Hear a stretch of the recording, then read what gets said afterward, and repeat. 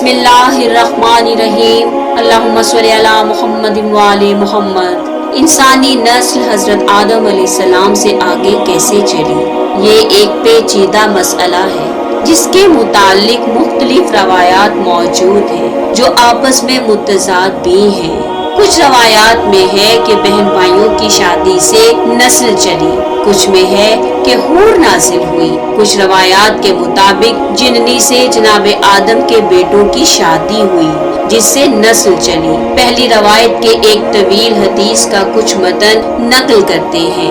इब्ने ईसा ने बसंती से रवायत की जिसने कहा कि मैंने इमाम अली रज़ा अलैहिस्सलाम से पूछा कि हजरत आदम की नस्ल कैसे आगे चली।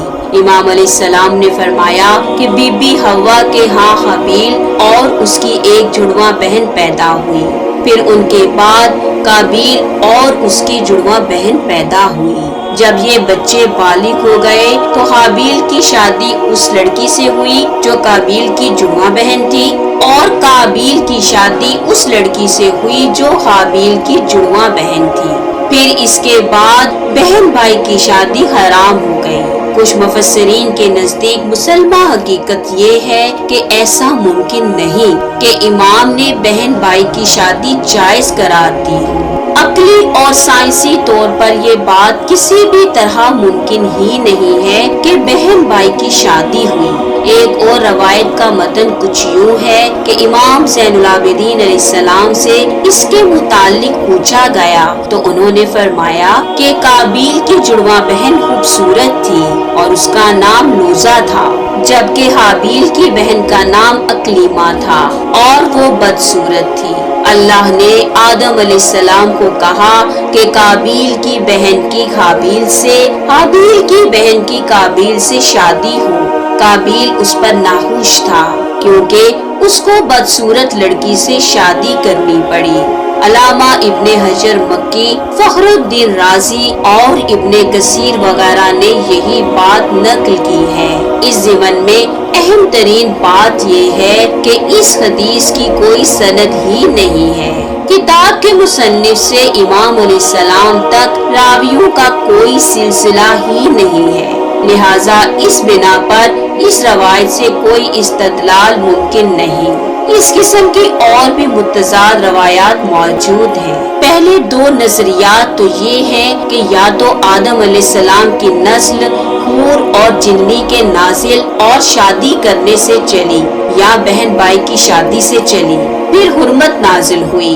एक तीसरा नजरिया भी मौजूद है, वो ये कि हजरत आदम की तख्लीक से भी पहले कुछ इंसान मौजूद थे जिनकी औरतों से आदम के बेटों की शादी हुई और उनकी नस्ल चली। हशाम बिन सालिम से रवायत है कि इमाम जाफर सादिक अलैहिस्सलाम ने फरमाया कि अगर फरिश्तों ने आदम से पहले मौजूद इंसानों को ना देखा होता तो वो हरगिज़ अल्लाह से ये ना कहते कि क्या तू जमीन पर उन लोगों को खलीफा बनाएगा जो फसाद बर्पा करेंगे और खून बहाएंगे।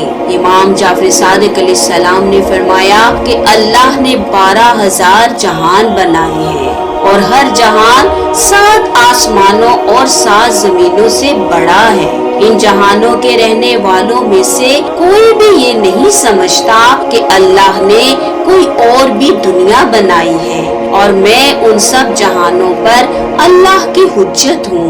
ज़रारा ने इमाम जाफर सादिक अलैहिस्सलाम से रवायत की कि आदम अलैहिस्सलाम के यहाँ शीस पैदा हुआ और उसका नाम हिबतुल्लाह यानी अल्लाह का तोहफा था और वो पहले वसी थे।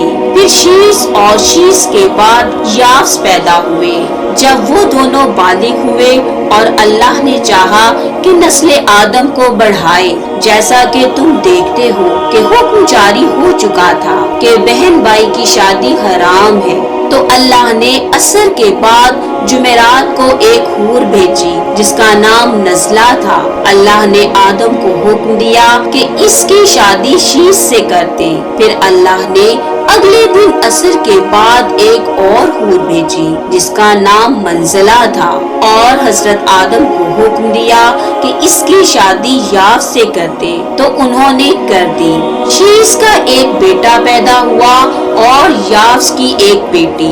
جب وہ دونوں بالغ ہوئے تو اللہ نے آدم علیہ السلام کو حکم دیا کہ یافس کی بیٹی کی شادی شیس کے بیٹے سے کر دے، تو انہوں نے ویسا ہی کیا۔ ان دونوں کی نسل سے اللہ کے نبی، مرسلین، صالح اور بہترین لوگ پیدا ہوئے۔ معاذ اللہ، بہن بھائی کی شادی کی روایت جیسا کہ عام مسلمانوں میں مشہور ہو گئی، یہ غلط اور اللہ کی قدرت پر تہمت ہے۔